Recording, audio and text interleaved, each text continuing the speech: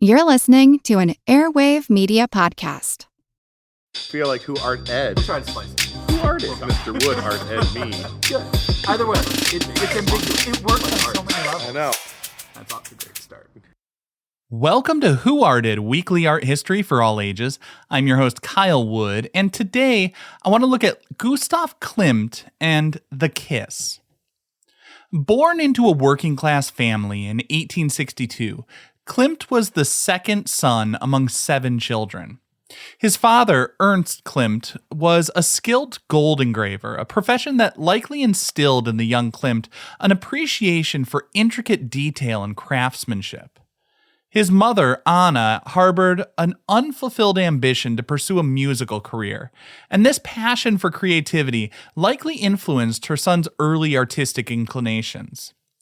Alongside his 2 brothers, Ernst and George, Klimt displayed a natural talent for drawing, suggesting a familial predisposition for artistic pursuits. Growing up in an artistic household, Gustav and his brother Ernst got a sort of free apprenticeship before they would be trained in the academy. A pivotal moment in Klimt's life came at the age of 14 when he was awarded a scholarship to attend the Vienna School of Arts and Crafts. This provided him with traditional training in various artistic disciplines, including painting, drawing, and sculpture. Klimt excelled in his studies, demonstrating a precocious talent and a dedication to his craft that would serve him well in his future endeavors.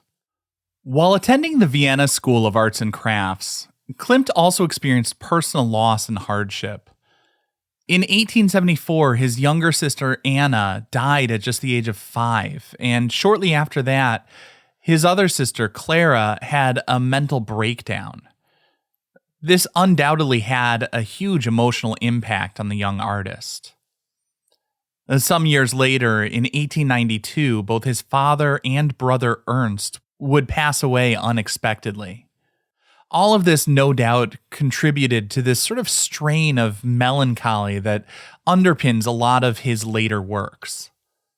In his early career, though, Klimt gained recognition for decorative murals in public buildings, showcasing a technical mastery that reflected the prevalent academic style of the time. I think it's important to note that in the 19th century, mural artists were considered more craftsmen and not fine artists. The art world was very hierarchical, and while Klimt was earning a decent wage and getting some attention for his murals, this type of work was not as revered as pieces on canvas. But Klimt's artistic path took a significant turn in 1897 when he co-founded the Vienna Secession, a collective of artists who sought to break free from the constraints of traditional art. The Vienna Secession sought to combine art, craft, and architecture all in one. They broke from the traditional hierarchy, saying that each age must have its own art, and art must have freedom. This pivotal moment marked a transition in his style as he began to embrace symbolism, decorative elements, and an exploration of the human psyche. I think it's worth noting that the 1890s was the same time Freud began developing and publishing his theories that would drastically alter people's perceptions of the human mind. And then also for an art history timeline, for a long time the Western tradition of art was all about capturing reality as accurately as possible. The more accurate and lifelike the image, the better the artist. In the mid-19th century, we saw the pre-Raphaelites making very polished and in some ways very realistic-looking works, but they were fantasy pieces, sort of rejecting modernity to harken back to a simpler day or an idealized version of some bygone era. Then we saw the Impressionists capturing their impressions of fleeting moments. Klimt and the Secessionists were aware of these movements, and they saw the world around them drastically changing as new buildings sprang up, new innovations were happening in science, and the artists explored new ideas of what art could be. The Secession's exhibition, held in their own purpose-built gallery, showcased the work of its members and other international artists. Klimt's contributions to these exhibitions were often met with both acclaim and some controversy as his work challenged societal norms and pushed the boundaries of artistic convention. He served as the group's first president, and his artistic vision really influenced its direction. His paintings, with their bold colors, intricate patterns, and symbolist themes, epitomized the secessionist aesthetic. One of Klimt's most famous works associated with the secession is the Beethoven Frieze, a monumental mural created in 1902 for the group's 14th exhibition. It was an allegorical work inspired by Beethoven's Ninth Symphony, and it explores themes of love, loss, and the human quest for happiness. Klimt's association with the Vienna secession lasted until 1905, when he and a group of like-minded artists left the group due to internal disagreements. Still, his involvement with the secession had a lasting impact on his career, solidifying his reputation as a leading figure in the Art Nouveau movement and paving the way for his iconic Golden Phase.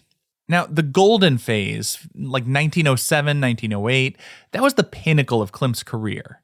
This is when he created some of his most iconic works. Paintings like The Kiss and Portrait of Adele Bloch-Bauer are characterized by their lavish use of gold leaf and intricate patterns.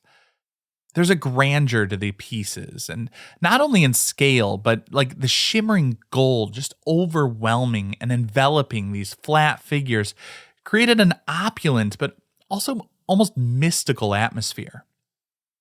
Klimt's visit to Ravenna, Italy in 1903, where he saw the Byzantine mosaics of San Vitale, profoundly influenced his artistic vision.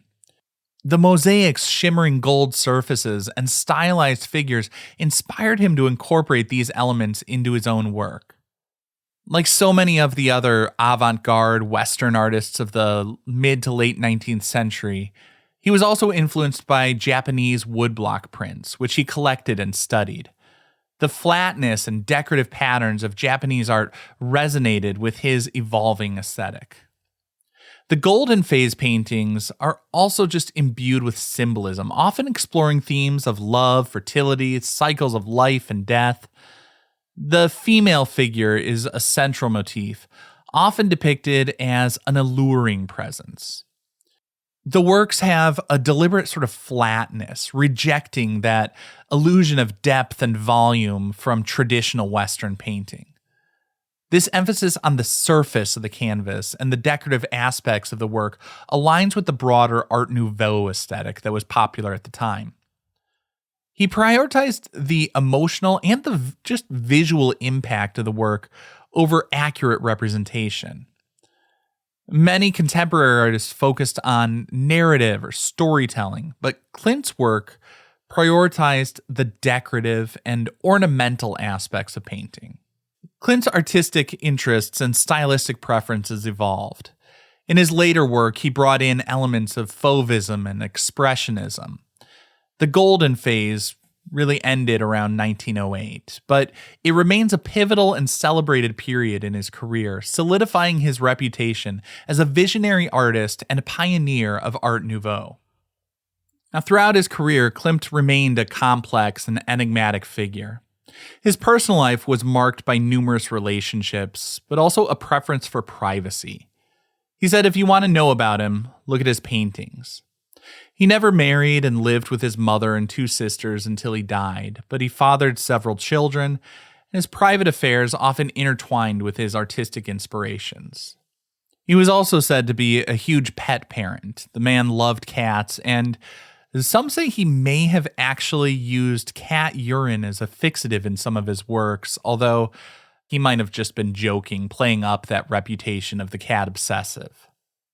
His paintings that merged, quote, fine art and craft with beauty and symbolism stand as a testament to his creative genius and enduring impact on the art world.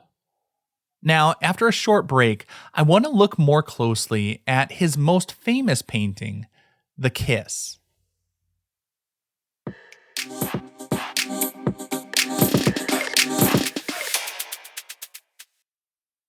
Gustav Klimt's The Kiss stands as an iconic masterpiece of the Art Nouveau movement, captivating audiences with its shimmering gold leaf, intricate patterns, and a passionate embrace. Now, right off the bat, the first thing people notice is the gold in this work. I mean, it's called Klimt's golden period for a reason. He covered the canvas in gold leaf, then a wash of oil over the top of that, and flecks of gold paint over the top, creating this sort of otherworldly atmosphere.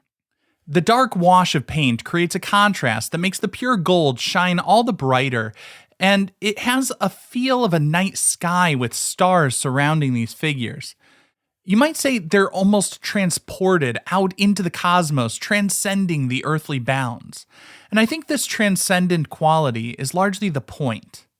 As I talked about before, Klimt had been influenced by a number of different art movements.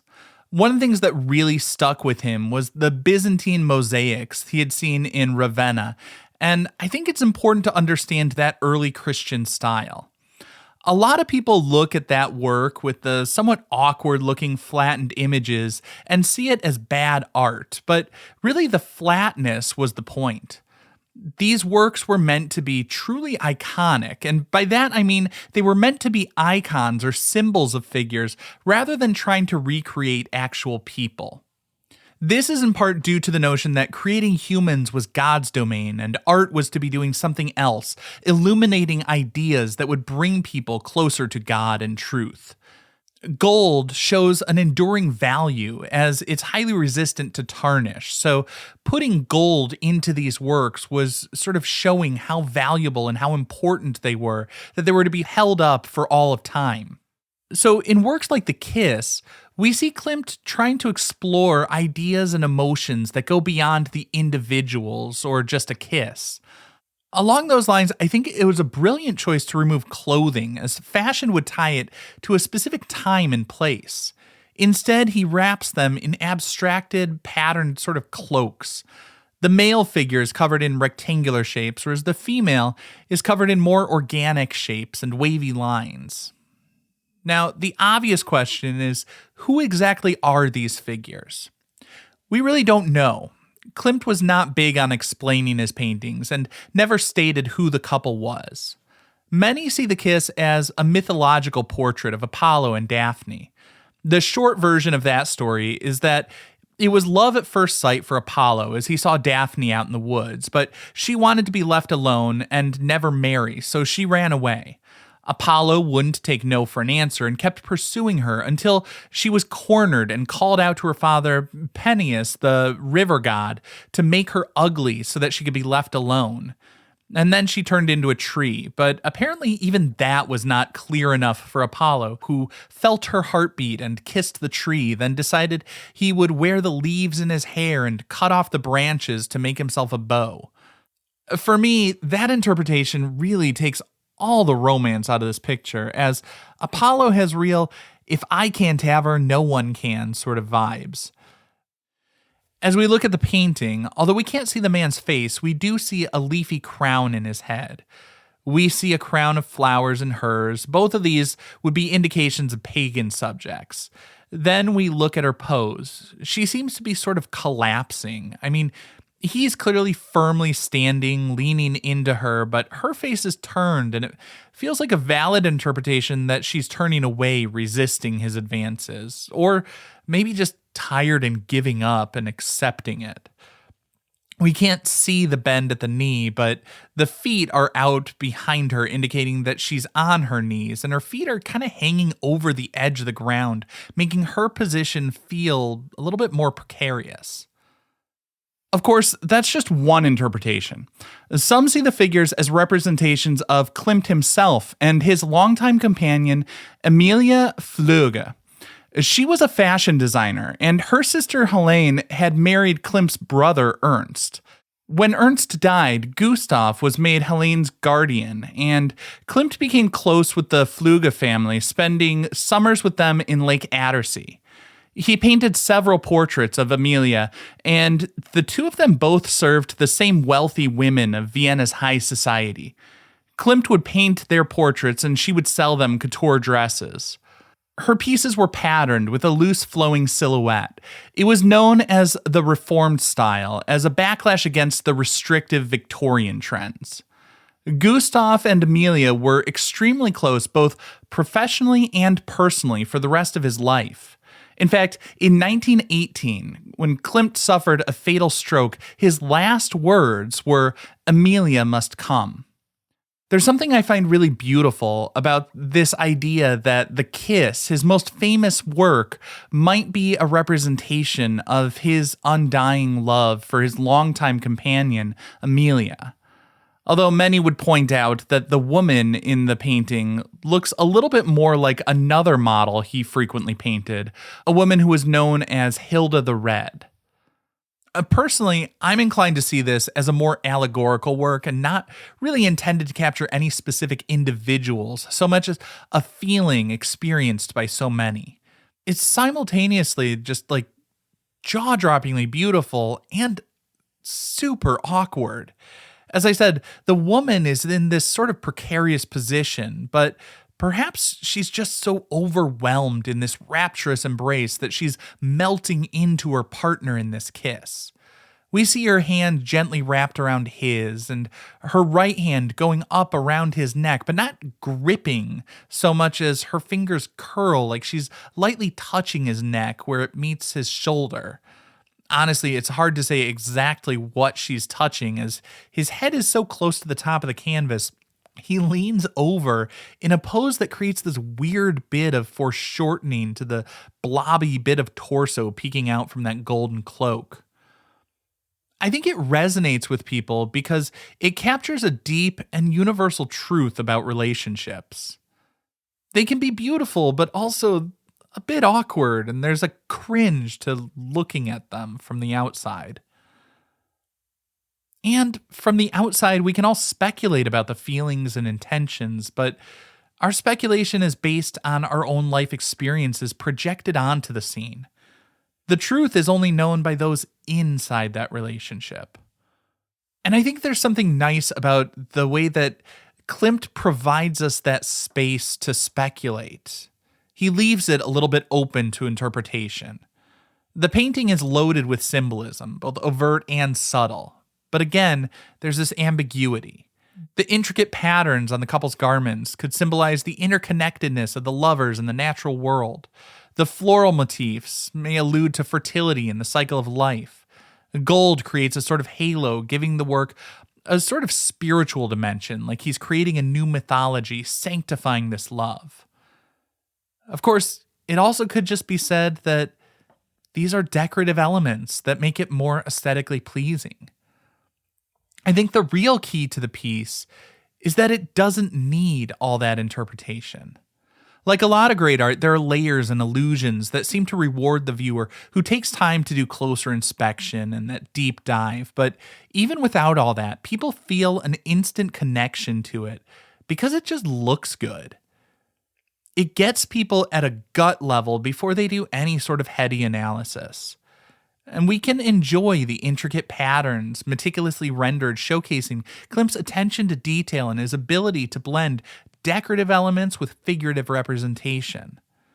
The painting's square format's a characteristic of Klimt's work, depicting couples, reinforcing that sense of balance and harmony between the figures.